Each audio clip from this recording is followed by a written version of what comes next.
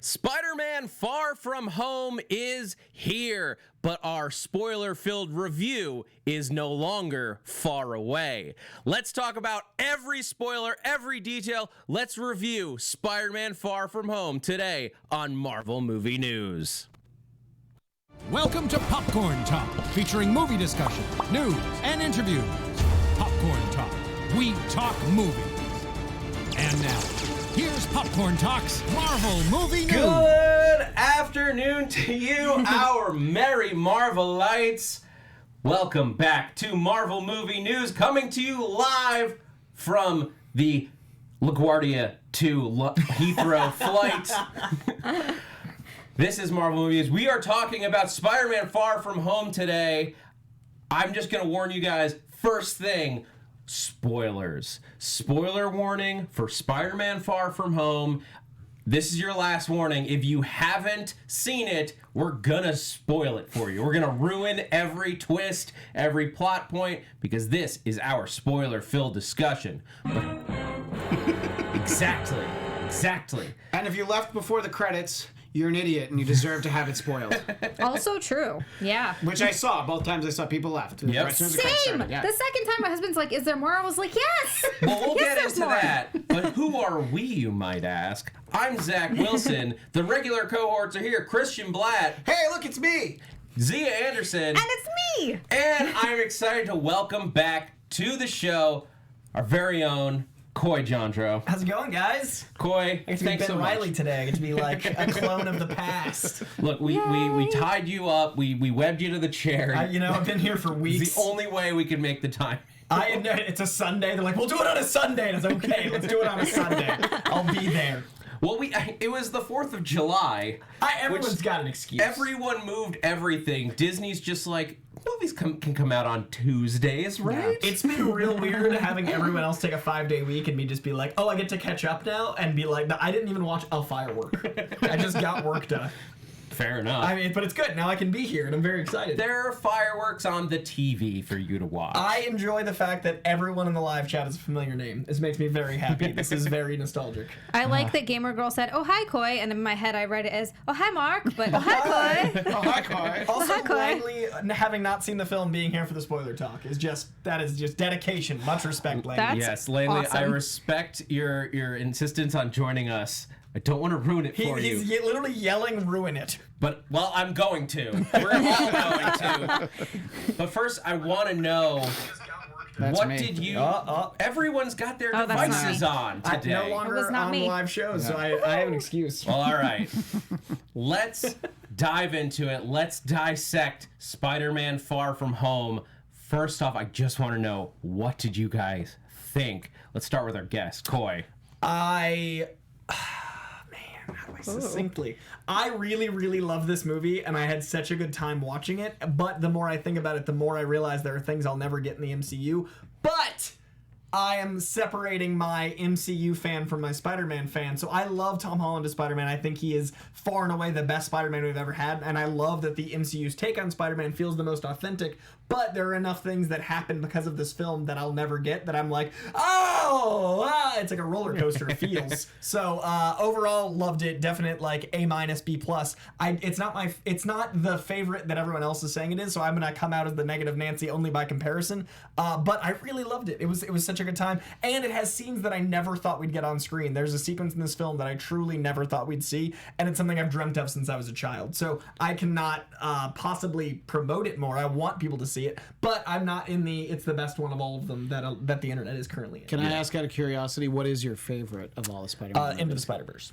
Into the Okay. Spider-Verse. Yeah, for me, it's still Spider-Man 2, the second overall Spider-Man. This is great. I loved it so much, but just something about that one will always stay with me. I thought I got to see it twice, and it's the same thing. When you see it the second time, you're like, oh, yeah. And it's like when you laugh at the same jokes a second time, when you saw them less than a week ago, you know that they're funny. Oh, absolutely. And it was so much that I wanted. And I have to agree that this Tom Holland is my favorite Spider-Man.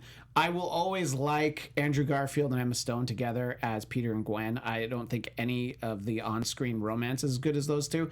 But he's my favorite Spider-Man for sure. And obviously, Marissa Tomei is the hottest Aunt May. You're not wrong. Yeah. Sorry, Sally Field, by the way. I feel like poor that was Sally rude. Field. How dare you? Yeah, no, it was just so good. It was just so much fun to watch. Like, I went into it, the first time I watched it, I definitely laughed harder than the second time, but the second time there were moments that I still laughed very hard. A little tight around the web shooters. That was probably my favorite line in the whole movie. It was so dumb. Of I course, your loved favorite line was a dick joke, Xia. Duh.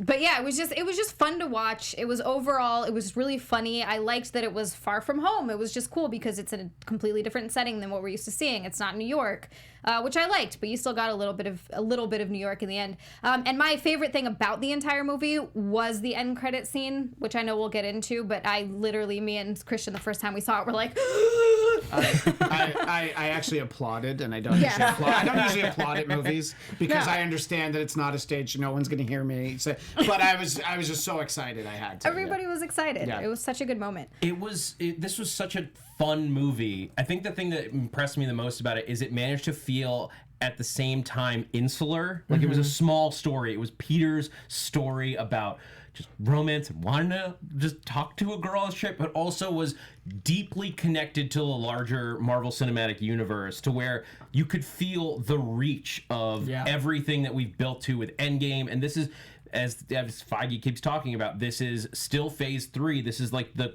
epilogue chapter of the story, and it felt that way. It felt like this was taking pieces from everything we've seen before, and yet still was just a story about a 16-year-old kid from Queens living his life. And that's what Spider-Man is to me. Spider-Man is the friendly neighborhood guy who you can relate to. It's not Captain America dealing with world problems. It's a little guy who has to fight the big things. I definitely think they captured that, and I definitely think that they captured the spirit of Spider-Man. But this is the first Spider-Man film where I felt like I had to mentally accept it was an adaptation and not a comic book on screen. Yes. And therefore, a lot of the things I love about Spider-Man can never be true. So that's really hard for me as a Spider-Man fan. But as an MCU fan, it is such a passionate love letter to all the things that make Spider-Man tick. So all the things you're saying are still very true, and I really appreciated the fact that even though they were globe gallivanting, it still felt like Spider-Man never lost his heart. Like, a lot of one of the problems I have with Dan Slott's run on Spider-Man was he turned into Iron Man, and this walked that line very trickily, where he never fully became Iron Man. They teased the concept of it, but he always felt like the neighborhood kid. Yeah. So I really appreciated the fact that the heart of Spider-Man remained even while they were globetrotting, and what they were able to do with the villain after the Vulture, which I thought I maintain the Vulture is one of the best MCU villains of all time. The scene in the car with the Vulture and Peter is one of the best comic book scenes of all time. And then to later translate the Green Goblin glider into the wings and do all the things they did, I was like, how are they possibly going to top that? And then what they were able to do was give us a villain that is not just a piece of our times, but it's actually prophetic. Like, Mysterio is a creation for 2019 because we're going to be dealing with deep fakes and the ramifications of altered reality and VR and all these things. So this movie in 5 years is going to be looked back on as like, oh, that was the beginning of these problems. Like, we're going to have issues where you can make someone sound alike, look alike, do all these things, and Mysterio is the perfect villain to start to touch on that. So I love the way they handled Mysterio. Mysterio is my favorite part of the piece, not just because Jake Gyllenhaal, but Jake Gyllenhaal was great. But there's so much to this movie they did right. So I hate that I have some negatives because it's still an A. I can't sleep soundly knowing I'll never get Peter at the Bugle. I know, yeah, you're talking, yes. Like, that's such a part of him for me. You're referencing the mid-credit scene. I am, but it kills me. We're going to get into, and we're going to react to it in detail. But while you're talking about Mysterio, let's talk about him, because the truth is, any superhero movie, any Marvel movie, it lives or dies on its villain. The best Marvel movies, I think you can look at and say those were the ones with the strongest villain, like Black Panther, Endgame and Infinity War, Captain America, Winter Soldier, because your villain is complicated and it's not just, there's a big bad guy. There's like a bad organization and the very question of who you can trust. All of that comes down to the villain. So, Coy, you're talking about Mysterio, and it is a perfect analogy for, we've seen it. It's not even in the future. We've seen it this year where, I'm not going to get into the specifics, but people in power retweeting or tweeting videos that are fakes, that are deep fakes, or just cut together in misleading ways. And because if they're retweeted by the wrong person, it comes through as fact, and all of a sudden people have the wrong impression of history. Yeah. So with all that in mind, Christian, what did you think of this take on Mysterio? I really thought this was an interesting way to do it. I think that they did a great job. From the beginning, when we saw in the trailer, it's like, oh, this is our friend Mysterio. He's going to help us. I'm like, nope, he's Mysterio. There's nothing Mysterio about the fact that he's going to screw you over at some point. I make no bones about the fact I hated what they did to Mandarin in Iron Man 3. And this, I thought, could have been something like that. But it worked so well that, I just got the big fishbowl head because, I've got all this CGI VR stuff. I thought it was great. The justification for the fishbowl It's as so an great. AR helmet? Yeah. I was just like, that's such a great idea because obviously, I mean, my wife was, when she first saw a picture of Mysterio, she's like, really? The fishbowl head? I'm like, Yeah, of course. Yeah, but it's cool. And I thought it was great. I loved the fact that he's like, hey, I'm just a regular guy. Hey, Peter, don't be afraid to be the smartest guy in the room. And you could see how literally a child is going to be like, well, this guy's more of a hero than I am. I'm going to trust him. And whoops. But I really thought it was great. And the whole arc. And again, we're not talking about stuff that happens in the post credits, but the fact that even when you think that you've beaten Mysterio, you haven't. You'll never actually beat Mysterio. Yeah, no, I love Mysterio in this. First of all, Jake Gyllenhaal's performance, hello. He basically played two completely different characters and played them both so well. So it was like a character and a character and a character. Because it was like Mysterio playing Beck, and then Jake Gyllenhaal playing Mysterio playing Beck. It was awesome. I like the way that they did that. And they did it so well to a point where even though going into it, there's no way you trusted Mysterio because it's, again, Mysterio. It's the same thing. I was like, yeah, no way. But they almost have you a little bit into the movie. I'm like, is he? No. Is he? They do manage to keep you on your toes with it. And that's the thing, like, as comic book fans, we knew going in, Mysterio's going to wind up being bad. Of Like, course. he has to be the bad guy.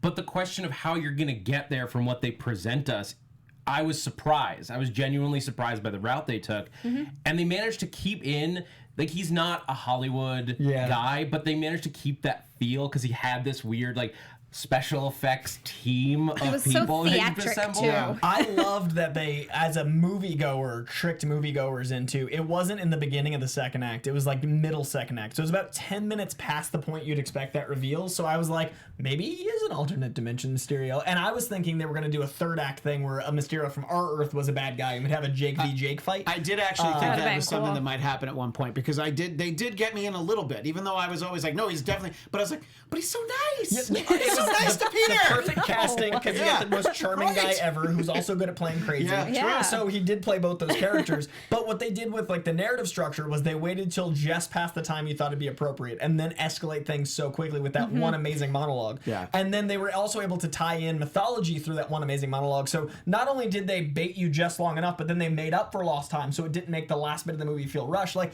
the pacing of this film is some of the strongest in the MCU. Like out of the 23 MCU films, the way they were able to manipulate the audience is amongst the strongest. And I also think the way they were able to tell the story of Mysterio with the way they marketed it was a Mysterio marketing scheme in the same way Deadpool was a Deadpool marketing scheme. Like what they did with Deadpool was get us to think that the movie was one thing and then Deadpool went and Mysterio did the same thing with the narrative. So everyone on the internet was talking about multiverses. And then there was a part in the movie where they were like, you'll literally believe anything because of how crazy Endgame was. And it was like telling me as an audience goer, I will believe anything. And that's perfect television. Like it's a damn fine trick and they pulled it off seamlessly. Yeah. And again, just building on that idea of this is the epilogue, this is a continuation, this is the Marvel Cinematic Universe. The fact that we got references to the I love the idea that Mysterio was just off stage in Civil War. Yes. That moment they're like, and look, shaved Jake Gyllenhaal. Bum, bum, bum. Like, it was beautiful. I know people hated it in like Star Wars when they like went back in digitally after the fact and like added like Hayden Christensen's face, but I am totally on board for if they want to like on Disney Plus 100%. streaming want to digitally put Jake Gyllenhaal in the back of that sequence in Civil War. Do that with every movie. Put Jake Gyllenhaal in any movie. Just CGI Jake Gyllenhaal and watching that movie. But then going even further back by tying it back to Iron Man 1, back to the original film, the random character who's getting yelled at by Obadiah Stane.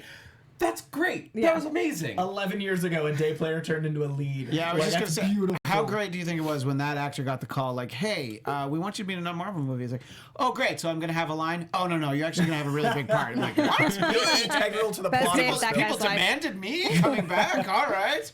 And it's great they cast that guy that looks like he was drawn in a comic book. That's like, true, the yeah. actor himself is such a beautiful, like, that guy. Yeah. That bringing him back was such a good move. 'Cause you're like, that guy is from the comics. Great. Scoop him up. And it's not just a random person. It was a character that is memorable, or at least the moment was Yeah. memorable. Yeah. So you when Absolutely. they drew it, you're just like, oh, it is him. You just said when they drew it. Because it's a comic book, guys. I'm Nice. just saying. Nice. Before we move on from Mysterio in the chat, Zeno Hour wants to know, do we think Mysterio is truly dead? And I guess the specific question is, do you think Beck is dead? Because the Mysterio software is, of course, still alive. That's a good question. I yeah. mean, so what? Like, we don't need to. You at this point, you've theoretically seen the movie, so we're not going to just track his Right. the plot points. But once he gets to that big end sequence and does die or Yeah. seemingly die, Seemingly he die. fakes a lot, but all the illusions are dropped. And So- also, I mean, Langley. Peter asks Edith, like, is this an illusion? And she says that all the illusions are gone. Wait, So, no. The kid from A Christmas Story is who that was. No. It's Ralphie. Yeah, because he's friends with Favreau. I had no Wait, idea. really? that Peter Ralphie Billingsley. Yeah. I'm sorry. We brushed past that too quickly, didn't we? blew my mind just now. Wait, I just got- he's friends with Favreau. He was his producing partner. This What? is Yeah. everything. Yeah. Thank you, Langley. So let's take a step back because I feel like Sorry we to might have interrupt gotten lost the in flow. the Yeah, pieces. 'cause whoa. So the actor playing guy who got yelled at Yes. in Iron Man. Yep. Is the kid from A Christmas Story? I needed to stop and point that out. Thank Yeah. you. Oh my god. I'm glad you stopped. I was so excited to read the question from the chat. We just lost that part of the I just- thread. Yeah. whoa. Yeah. No, it's great. Yeah. He's actually in a lot of Favreau's movies. That's amazing. Oh, Elf makes sense now. Okay. Right, All yeah. this comes Yes, together. exactly. Yeah. Okay, back to the sentence I rudely interrupted. So, Mysterio seemingly dead. Yeah. I guess, well Christian, we'll start with you. What do you think? I think that Beck is dead, but I also think that it wouldn't be that hard to have figured out a way that he could trick Edith, even though, like, Peter has the glasses back, if they want to have him back. But I do think he's dead, but I think we can see him again because, obviously, his personality can live on. But I think his physical body is dead. All right, Zia. Yeah, he seemed dead to me. I mean, obviously he's Mysterio, so there could be all kinds of trickstery things. Maybe we'll actually get the multiverse and we'll get another Mysterio. Hey. Maybe for real this time. I mean, he could but, be yeah. dead, but that doesn't mean. But we could still see like Jake Gyllenhaal come back as a projection. Oh yeah, I mean, Ah, like, that's the a good concept point, yeah. of Mysterio, with or without the bubble, is still alive. Corey, do you think? What do you think on it? Do you think he's gone? Like, is the physical person Quentin Beck dead? No. I don't Alright. think so. I think that the most recent person to wear the glasses was the one that Peter trusted with the glasses to tell him something. I think if Beck was smart, he programmed the glasses differently. So I have personally think that Mysterio, whether he comes back in the conceptual or the physical, is definitely still around. It's just whether or not Jake wants to do this 3-month press tour again. That was actually something that like bothered me a little bit watching it the second time, was how he just got the glasses back, but Beck never gave up control. There was never any sort of I like think switch that comes of power. back into play. Yeah, and That's I was what like, I'm thinking. Like the programming is still with Jake. So yeah, it's a good point. Oh man.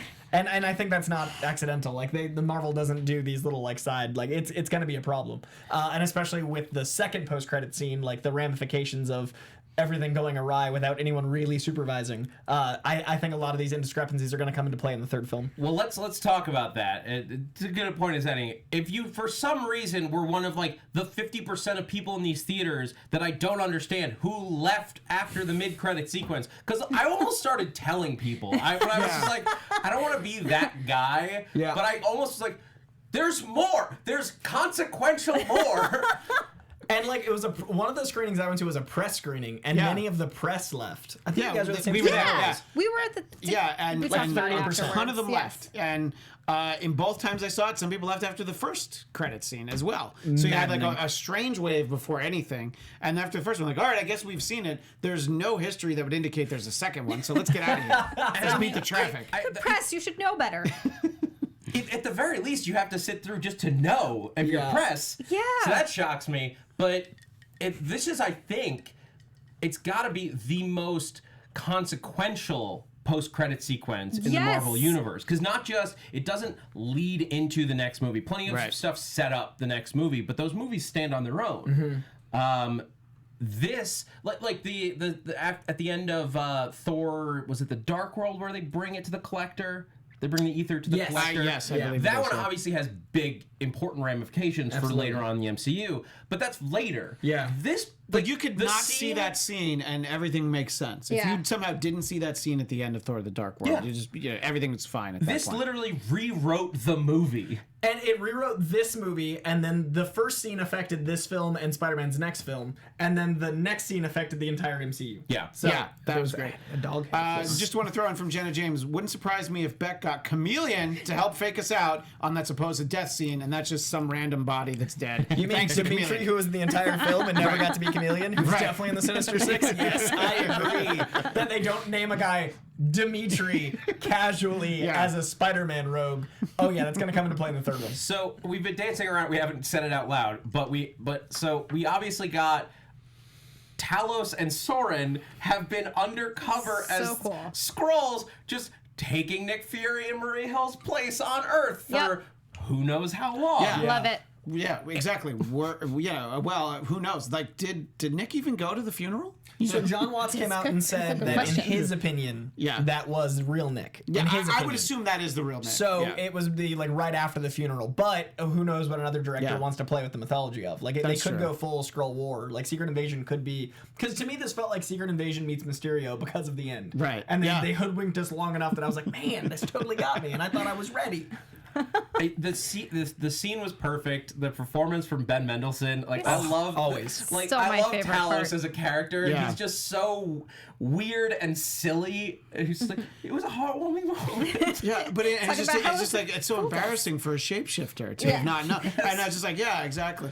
And I did catch this the first time when we thought it was Nick and Maria having banter about Krull's sleeper cells earlier in the movie. I don't know if you guys caught it the second yeah. time. So it's like, oh yeah, that's a total Skrull conversation. Yep. That they're like, oh, somebody's listening. Let's talk about the weather. I Yeah. caught it the first time, Yeah, and I me was just too, like, yeah. "Oh, they're setting up a Kree on on Earth." Oh, okay, and in my brain, I went, "Well, there've been Kree on Earth for years. If you watch Agents of Yeah, Shield, right, exactly. But Nick Fury doesn't watch No, Agents of no, S.H.I.E.L.D. he watched the first season. And then he forgot. No, he watched When he the one was that he had a involved. cameo. Yeah, in. when he It's was the only one he involved, he watched. was Yeah. But it does, like, so the second time through, and I'm sure that you guys went through a similar thing watching it again. So we can go through the movie now, and there are three distinct possibilities for what Nick Fury we're looking at and Maria Hill at any given time. Is it true Nick Fury? Is it Skrull Nick Fury, Talos? Or is it Beck projecting Nick Fury? So Yeah, that's because right. there are some scenes where the big Mysterio meeting underground with Yeah. Nick Fury. I'm genuinely not sure if we're looking at Talos or Beck. Well, Oh, like Talos Beck knew about it projecting. later. Yeah. Talos knew about that meeting because of him referencing something, but like the second meeting totally could have been a projection. My thinking third is, one's- the only real Nick Fury is the one trying to call Peter. I don't think we ever actually see real Nick Fury. I think Nick Fury's up on his spaceship or whatever, and he's like trying to tell Peter, like, yeah, I'm in space. I'm not going to handle this. You go do something. I actually think it's always Talos, just He's even because calling. not just the calling, but the language they use. The idea of Nick Fury talking about being ghosted and Nick Fury being like, "Bitch, please." Well, yeah, which but as much as you've been to space, that's bitch. Which, totally a Sam Jackson style Right. line. It's not a Nick Fury line. if It you felt remember weird. on this show, when we had that trailer where that line was in it, people were like, Nick Fury would never say that. And I was like, they oh, I were guess he right. would. And you know what? Yeah, so whoever it was that said that, you're absolutely right. He wouldn't say that. Talos now thinking that's how Nick Fury would talk and being Well, like, he's no, clear- I got he's- this, don't worry. He's Don't worry clearly about it, seen guys. snakes on a plane, and he just thought that was Nick Fury. It's and kudos to Samuel L. Jackson, because the way that he plays the different versions, there is a subtlety to how he approaches these things that is, it's very minor, but when I watched it through the second time, you can see the differences, and you can see it in Maria Hill as well, when she just responds, because a lot of times in her scene she just responds with a very flat Yeah. Yeah. And She does do a lot of it that. feels weird until you realize that that's not I Maria know. I was Hill. like, Yeah. what happened to Robin Sparkle? Why is she such a pain in the ass in this movie? She went to the mall too many times. Apparently. Two things from the chat. I disagree with this theory, but I find it interesting. Charles Lee, the last time we see Fury is at the end of season 1 of Agents of S.H.I.E.L.D. After that, it's Talos. No, I think that the Fury that we saw snap away at the end of Infinity War, I think that was really him. I don't think that was Yeah. Talos. Yeah, he would never have trusted even Talos with the Captain Marvel pager. Right. And it also makes sense, that line, Yeah. don't invoke her name, Right. because to Talos, Captain Marvel is almost a religious figure because she is the Saved them. savior Yeah. of his family and his people. Yeah. So so that definitely says to me that was Talos in that bunker underground there. I think so. Yeah, I think so too. And Chris Loving's talking about, don't forget the sandwich. He doesn't love like that them thing. diagonal, but he made them diagonal in this movie. I don't remember making sandwiches, but it's like, if you're paying that kind of attention to detail, you deserve to have your Oh, comment. at the very end. No, he had a drink, not a sandwich. Yeah, When does Nick Fury When have a does Nick Fury sandwich? make I a don't know. sandwich? That's what I'm wondering. Really trying to think about It's so it. funny that that's what we're talking about too. When does Nick Fury eat a sandwich? Let us know. There was a We'll John, watch it for there the was a third John time. Watts. There was a John Watts interview where he was talking about how they wanted to have a scene where he was doing a sandwich and hoping it would plant that seed. So I don't know if he's talking about the interview or if that was okay. actually a scene in it. But because I okay. don't remember a sandwich scene, I've seen it 4 times. Oh, yeah, I think I wish I'd seen it 4 it's been times. out by the for way. 6 days. Oh, I saw it. I saw it when it was like Yeah. 5 days down. Yeah. I was in London. I got to see it like way early, which was crazy. They flew me to. I saw it at Sony in London. They hadn't even sent it to a theater yet. Oh, so my I got God. to see it like fancy. That is awesome. But it was really weird because there was like 6 people in the theater, and every time I laughed, I was like, "Oh, I'm so sorry." Like, it was like I could look the individuals in the eye, like I was loud. I apologize. Especially for Britain being, Very this polite. volume is I much too had loud. a guy. I actually had a guy message me about that, saying how he wished that it was more like American theaters where you could like yell. He's like, Brits are just dead silent during the entire movie. He's like, I wish that there was more like yelling and clapping or like laughing. And I was like, oh boy, there was a lot of that in our theaters. Except press screenings. Well, I see movies immediately after the press screening, like the day it comes out, so I can see it with people. Because press screenings are often like, we got Like, I lucky just- with ours. Yeah, I thought ours was pretty good. It but, was. except for the 30% of people who laughed, The as you laughed. mentioned. Yeah. Venom was a rough one for me because I was all about Venom. I'm the exception to the rule, critic-wise. No, and I I was love that. about Yeah, that also, movie. yeah. And I stood and cheered so at one good. point, and then I read a bunch of reviews like, except for that person that stood and cheered in the press. No I was way. like noted as the loud one because I was about that. The moment he got in that awesome. lobster tank, I was like, yo, this is my movie. That was pretty great, And then actually. from then on, I was Thank in. you. But I got discrepancies. But what's interesting about this movie is the more you see it with a bigger audience, the more like flavor you get out of it. Mm-hmm. And I think this is, we were talking before, like one of the most rewatchable Marvel films. The Yeah. moment it's over, you want to go back in. I think it's gonna have great legs box office wise. Mm-hmm. Well, that's the thing. The Skrull reveal gives you reason to rewatch it, Yeah. and then once you're already in there, you're just like, oh, this is all so good. Let's talk about just Peter a little Yeah. more, because Yeah. this was really Peter coming from not because he's living up to Iron Man's name in this. The implications are the heavy-handed stuff is obviously there with like the glasses, passing on Edith. Love the name of Edith. Yes. Even So dead, I am good. the hero. So The Tony. most Tony Stark name yet. Yes. And what did you guys think of Peter? Do you feel like he took over at least a piece of, nice catch, the Iron Spidey-like Man reflexes. legacy? Spidey tingle. My Peter Tingle's strong there. I do feel like Let me call it out a little more. How do you feel about the Iron Man influence on this movie? This is that line for me, and a live chat. I see you. I know comics movies are different. Correct. But I do feel like Uncle Ben being replaced by Tony Stark doesn't quite land for me. And I know that's what they needed to do with the MCU, but I don't feel like the skirting certain things works. Like, they didn't say Spider since they said Peter Tingle. They didn't have any setup of like Gwen Stacy before Mary Jane. They can't have him work at the Bugle. Like, I really enjoy this Peter Parker, but it's an MCU Peter Parker. So I love that Tom Holland is the most accurate Peter Parker and Spider-Man we've ever had, and maybe will ever have. Tom Holland is that character, but there are so many things that are integral to the fabric of the comic book Peter that I have to, as a comic fan, go, it's a movie, it's separate. And like, that's fine. Like Civil War, I love that the Civil War made the Sokovia Accord such an of different things. They didn't need Speedball. They didn't need all those things. It's just me accepting it because I'm so biased because I love Spidey. So it's me having to go like unwrite that narrative and put myself in here. So as far as the movie narrative, as far as the MCU, I think this was the best possible way for Peter to have that existential crisis of, I'm friendly neighborhood. I'm not supposed to be this big thing. I can't join the Avengers. What am I even doing? And I really think they nailed the this is like too big for my britches. Like they just didn't like, how do I hang? And it really felt like that. And then to tie it into that moment where he's on the ship and he's doing all the Iron Man-y things, like that was so beautifully unique to the MCU. That wouldn't work as well in the comics. That wouldn't work as well in another medium because we love Tony so much that him doing those things in AC/DC, like we're so tied to that it felt uniquely beautiful. So I'm falling in love with MCU Spider-Man in a different way than I love comic Spider-Man, and that's okay with me. Yeah, and I see you miming it, but just to say it out loud because we are also a podcast. That moment where he reaches into the digital glove while he's manipulating and building the suit, a perfect mimic of the moment where Tony does it in Iron Man 1 is the, and I love Jon Favreau as like proud uncle, like Uncle Happy. on. Yeah, Uncle Happy. Well, he's Peter's uncle now in a couple ways, which is great. Maybe. But you're right. To me, I get the sense that they didn't set out to make Tony replace Uncle Ben. Like when I go back and I look at the scenes in Civil War and Homecoming, I don't think they meant to. I think it happened by accident.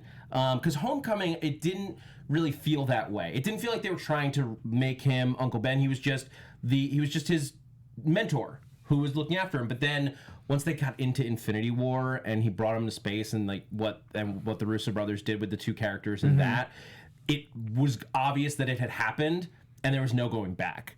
So once you got to Far From Home, Tony had stepped into that role, and it just evolved that way. So Yeah, I don't think it was the natural. plan because especially in Civil War, and I'm curious, Christian and Zia, your guys' take on this. In Civil War, when he's talking about when you don't do things, and when you have the power to do things, and then you don't do them, and the bad things happen, and he's skirting around without saying the actual line. You can always say it. Some people don't want him to say. I always want him to say it. I always want to hear those zingers. If he could say it every movie, I feel like it would be just once. But it I did still wanna feel hear it. like they were setting up that Ben had already established that sense of morality in him. So they were aiming at it, and then Tony came in and just his storyline made it more visual because they didn't want to do. There is a resistance to doing stuff from the comics too heavily, and the writers even talked about the Spidey sense where they didn't want to call They didn't want to call it, and that's what I don't understand is like when there's fan stuff that works narratively and will appease comic fans, it's just a strange like left turn. Well, so, and yeah. And I was just Go gonna ahead. say, I just as a reader, as someone that loves to read, I haven't read all of the comics so deeply, but just in general, I think that you kind of have to have those nods in there, just not to appease comic book fans, but also to pay homage to the fact that you're taking these stories. And it's fine if you want to make them into something else and change them a little bit, but you're taking expectations away from people that are so. I mean, Coy, you're a huge Spider-Man fan, and it's okay that you have to separate and be like, oh, this is a movie, and that's fine, and it doesn't have to be play by play, but certain things, like just say it and let it be a part of it so that you kind of are allowing people that love it so much to have that little like, oh my God, yes moment. like the suitcase really landed for me because it was a deep cut on a deep cut. The suitcase was Benjamin Franklin Parker, BFP, and there's a classic concept that Ben is named after Ben Franklin, so they even had the middle name, which I love. So I thought that was great too. Like it's part of the narrative. It was like, not Ben's acknowledged, there. but it's right there. Yeah, there's no reason not to put it on the luggage. And so I like that stuff worked like for me. that. The deep cut was totally there, and that was the moment of like, thank you, we acknowledge you, comic fans. Yeah. So it's interesting what they avoid and what they put in. Yeah, To your point about Tony sort of as a father figure, I mean, I think Peter sort of always graduated, even in the comics. I mean, to some extent, like Kirk Connors was like the Lizard was kind of like a father figure. J. Jonah never was, but Robbie Robertson sure was. So there was always sort of like, he always looked for somebody for the guidance that, look, Aunt May did the best she could. But so I think that this Tony Stark in particular, the Robert Downey Jr. Tony Stark, is just the most electric person ever walk in a room. So of course Peter's like, oh my God, this guy's amazing. Can I get a hug? So I think think it works for me. And I think, like Zach said, the way that it started in Civil War, I mean, clearly he already knew him because he's like, yeah, I know a guy. So he'd already met him at some point. And then just the way it gradually went and how disappointed he was with him in Homecoming, you know, when he sank the Staten Island ferry almost. So I get it. So I think that it built really well. And that's why that moment in Endgame when he's like, Mr. Stark, everything's going to be okay. God. You're like, oh, come on. That's when I cried. I didn't even cry before that. It was right there. I was like, damn it, Tom Holland. More crying. It's Your also acting skills. one of those exciting things, like going back through the MCU, where they've now retroactively made it official that the kid in Iron Man 2 was Peter Parker. Yeah. Tom Holland said it, and then Feige confirmed it. Like they've just decided that that's the case. The same way that Martin Starr is the same character that he was in Incredible Hulk. It's just that character. Canon. Yeah. They just are like, Works. well, we want to use this, and it works. So great.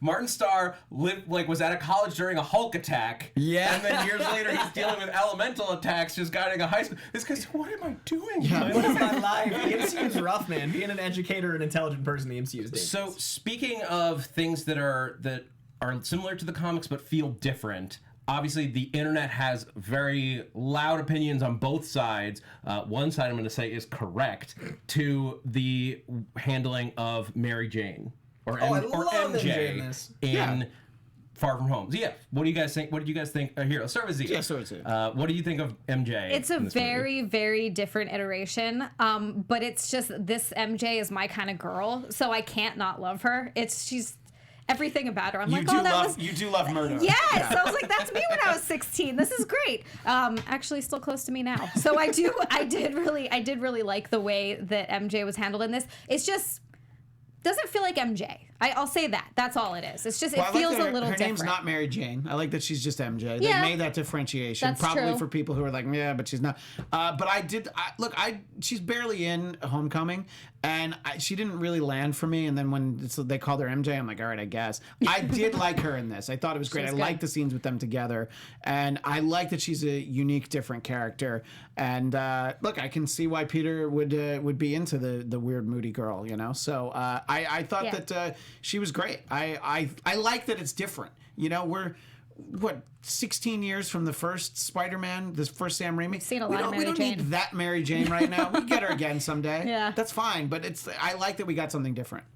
Yeah, Coy, This is the perfect example of like this being not like the comics but working for me. Is I love the chemistry between the actors. So it's so good. It really landed for me that she's a little dark and off, and she's not the party girl. And the thing I like about Peter Parker is his relationships help shape him. The beautiful thing about Spider-Man is his rogues gallery shape him, and his friends and family shape him. Like, he's a cumulative character. And what I always loved about Mary Jane was that she was a party girl that grew up because of Gwen Stacy's death. She helped take responsibility after, because she was always out partying with Harry, and then when Gwen died, it was like, oh, the world's real, and she helped nurture Peter back to sanity.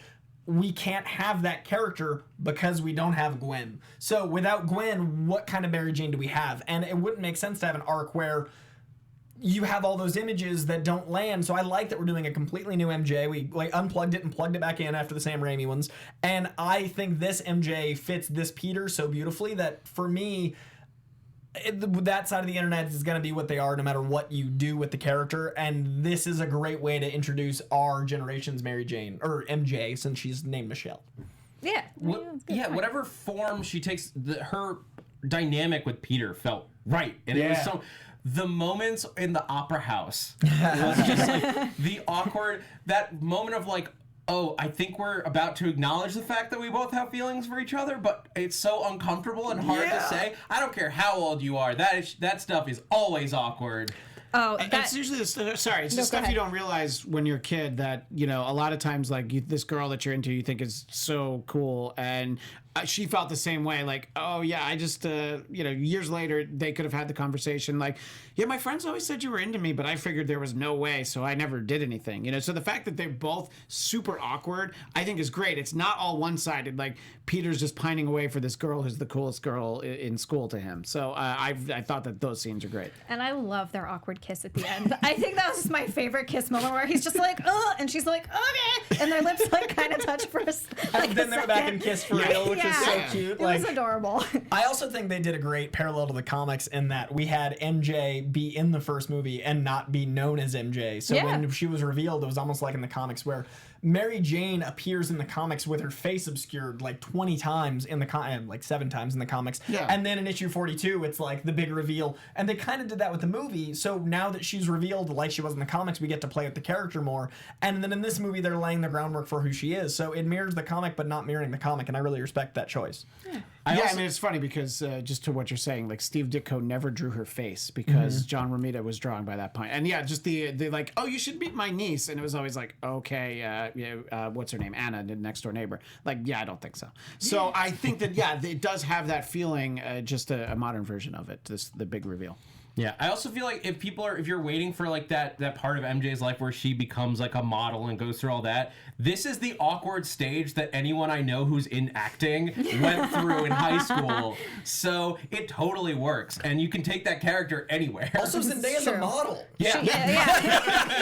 Like there is that. So if in the next movie she suddenly like is growing up and feeling more confident, or leaning into her goth side but modeling with it, like whichever direction they take it, like that would totally work for Mary Jane. Like awesome. MJ can still be a model and still be this character because of how they portrayed her. Like the way she like her get-ups on these press events, like she's staggering in her like poise and control, and the way Zendaya carries herself is so like, damn, like she's got it. So amazing I'm so sorry. Oh, yeah. You made me think of it. It's amazing that she can play an awkward 16-year-old so well. And then you're right. You see her at these events and carpets, and you're like, oh no, she's like 30, but looks like she's 12. And she controls like her narrative really well. It's amazing. Yeah, she's really talented. Impressive. And so I got to meet her and Tom and Jacob, and obviously I did an episode of Comic Book Shopping with Jake, but I got to meet them all in London, and the way they carry themselves is so authentic to the character, and then to see them go like press mode is so fascinating. Like Tom Holland, you look in his eyes and you're talking to Spider-Man, and it's really interesting because I always am like, no, separate the actor from the role. When I met Tom, I was just like, meeting Spider-Man. And I couldn't even hang. Like I definitely was like, oh, Spider-Man's over there. And it was great. And Zendaya is just like, she's a kid and she's so smart and she's so captivating and she's so interesting, and I love that MJ. So for what it's worth, I love this interpretation, even though it's different. Yeah.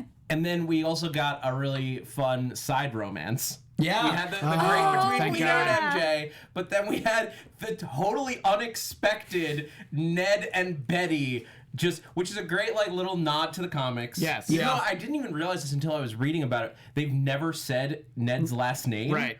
So they haven't actually confirmed on screen that he's Ned Ned isn't Leeds. necessarily Ned Leeds, but yeah, that acknowledgement that the Ned Leeds who was framed as Hobgoblin in the late 80s, who at the time was married to Betty Brant. So I was very excited that they got together, and did not see that coming, by the way, and I thought it was amazing. And so we'll tell everybody on the air now, periodically Zia and I text each other, and I text her, I miss you.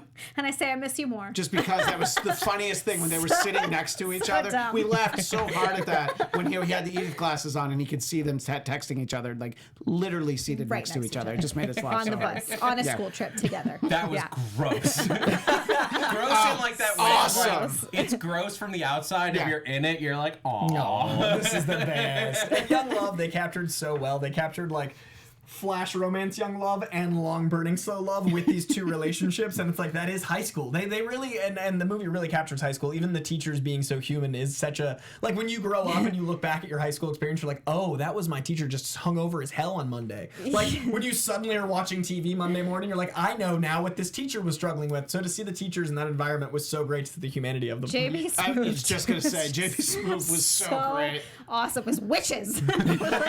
He's only got out of science. He's only got what, six lines in the movie, and every one of them is so funny. He steals every moment, like every scene that he's in, he draws your attention in just like in an instant.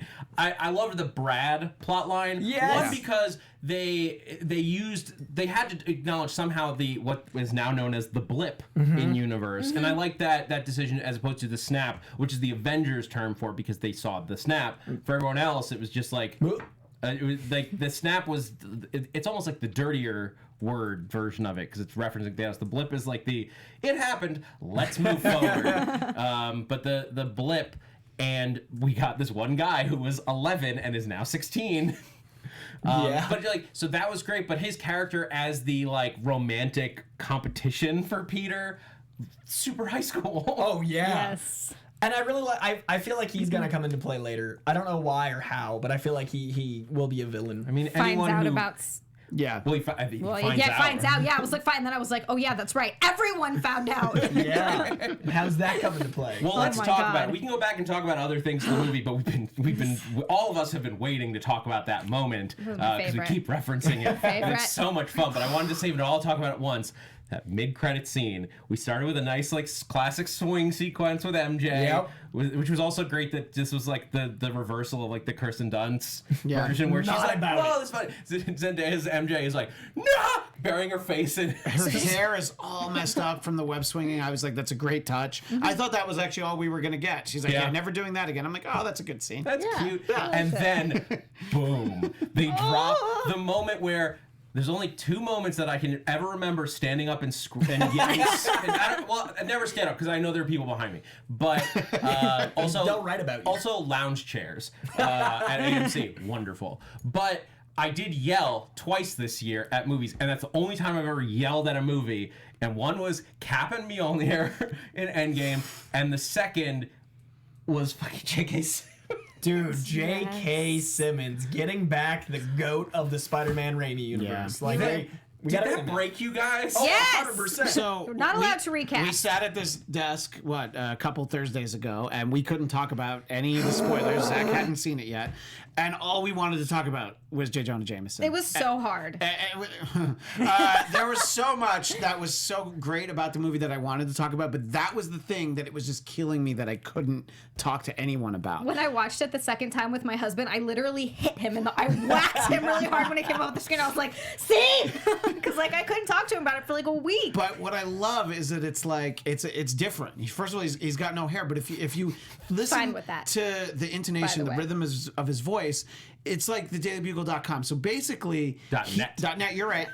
.net. So basically, he's that guy Alex Jones who has Infowars, and he's like going on about the lizard people and Spider-Man, and it's just like, oh, this is great. I love this take on Jameson. And yeah, look, it'd be great to have Jameson if somebody else played him. But the fact that J.K. Simmons is playing him again, and I wasn't that surprised because he said that if they had made a third Andrew Garfield movie, they had talked to him about being Jameson in that movie. So they were always circling around having him. And then, of course, there were pictures of him at the premiere. Yeah. So, but at the same time, it was still legitimately a surprise. It's so hard to get surprised in that way. I knew he had been at the premiere, and you guys had seen it. I think you had at least seen it at this point. But I heard he was at the premiere and was like, oh, maybe they're getting him for next time. That'll be really cool. And they just invited him as a nice gesture to get. But the fact that they dropped it in this movie, in that, and like after the movie, and yeah, I love that I think it's a perfect take. It's very reminiscent of the Spider-Man PlayStation game that came out recently. The way that Darren DePaul's J. Jonah Jameson, which is a wonderful take on it. It's very similar. So it's in that case, it's a podcast, but it's basically the Fox News Infowars version of the character who's just all about conspiracies, like all the fake news stuff. Yeah. And I've checked many times. The DailyBugle.net, there's nothing there. DailyBugle.net is some random guy's blog that hasn't been updated in 10 years. But the one that doesn't have anything, I'm like, I feel like Disney owns that, and they're going to give it to us at some point. Maybe they're just waiting for the end of the weekend, like for the spoiler zone to finish before they post it, because they know it's going to get like shared everywhere.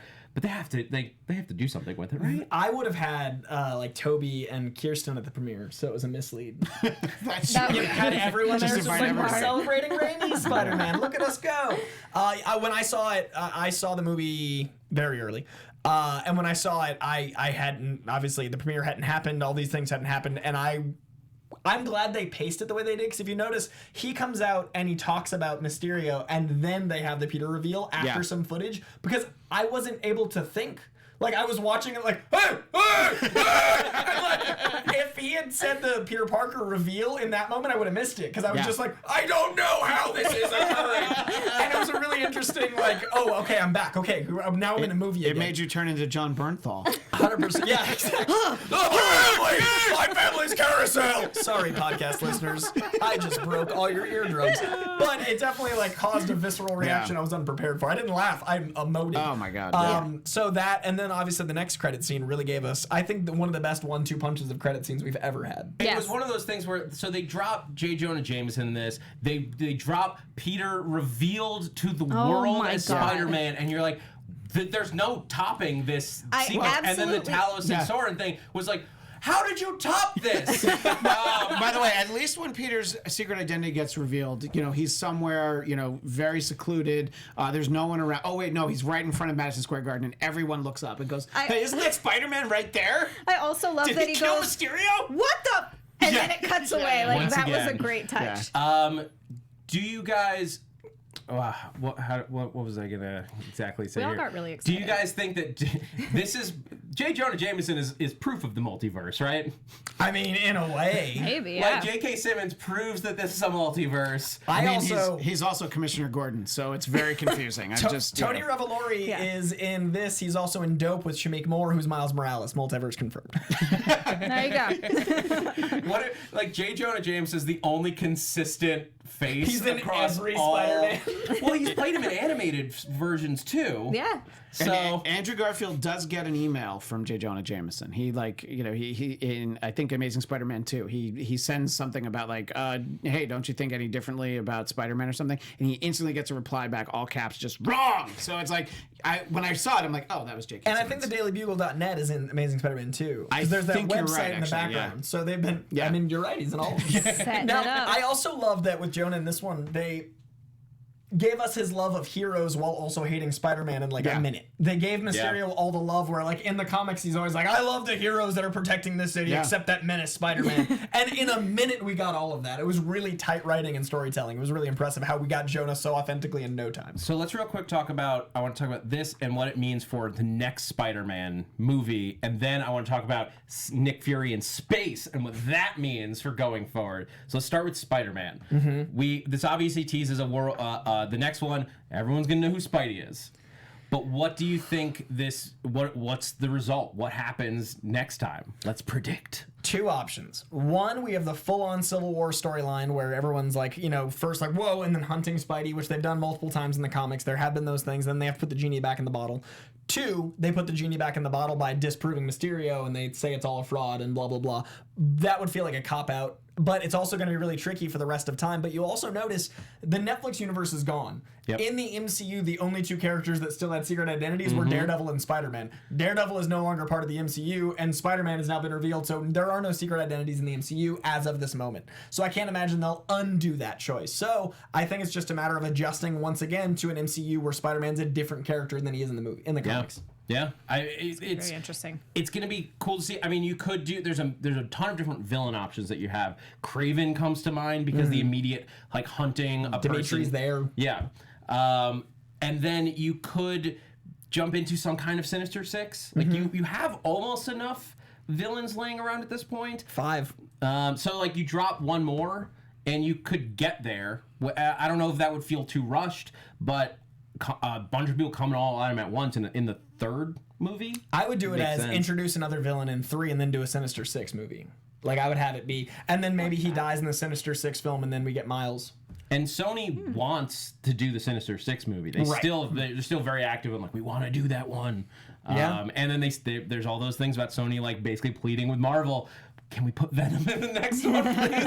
I wanted like 8. I wanted Harry Potter with Tom Holland. I wanted like I'm into 8 that. Spider-Man movies where he's in high school for 3, goes to college for 3, is an adult for 2, or something like that. But with this reveal, he can't go to high school again.